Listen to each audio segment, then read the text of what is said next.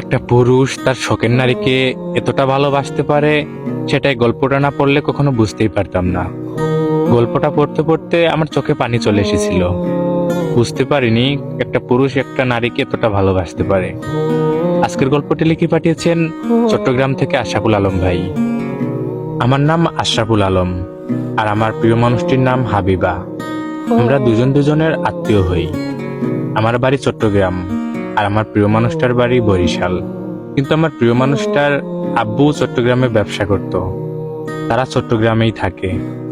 আমরা দুজন দুজনকে প্রায় 2 বছর আগ থেকে পছন্দ করি, কিন্তু ভয়ে কেউ কাউকে কখনো বলতে পারেনি। হঠাৎ একদিন আমার প্রিয় মানুষটা একটা অচেনা নাম্বার থেকে আমার সাথে কথা বলে। অনেকক্ষণ কথা বলার পর সে তার পরিচয় দিল, আর এভাবেই কথা বলতে বলতে আমরা রিলেশনে চলে যাই। তখন তো আমি মহা খুশি হয়ে গেলাম, কারণ মেঘনা চাইতে বৃষ্টি পেয়েছি। আর আমি তাকে অনেক আগে থেকেই পছন্দ করতাম। তারপর সে তার আম্মুর ফোন দিয়ে আমার সাথে প্রতিদিন কথা বলতে শুরু করলো। আমরা দুজন দুজনকে অল্প দিনেই অনেক ভালোবেসে ফেলি। আমি আমার প্রিয় মানুষটাকে এতটাই ভালোবাসতাম যে তাকে সবসময় আমি বউ বলে ডাকতাম। কিন্তু কপালটা অনেক খারাপ। একদিন ওদের বাসায় জন্মদিনের দাওয়াত পাই। সেখানে ওর আম্মু আমাদের রিলেশনের বিষয়ে সব জেনে যায়।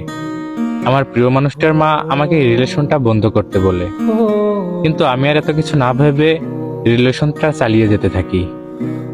জন্মদিনের রাতে আমি ওদের বাসায় ছিলাম, কারণ ওরা আমার আত্মীয়। রাতে আমার প্রিয় মানুষটার সাথে দেখা হয়। সেখানে আমি তাকে জড়িয়ে ধরি, সেও আমাকে জড়িয়ে ধরে। সে অনেক কান্না করে তার পরের দিন আমি চলে আসবো বলে। তারপর থেকে আমরা ঠিকই লুকিয়ে লুকিয়ে একজন আরেকজনের সাথে কথা বলতে থাকি, কারণ আমার পক্ষে এই রিলেশনটা বন্ধ করার কোনো উপায় ছিল না। আমরা দুজন দুজনই অনেক ভালোবাসি।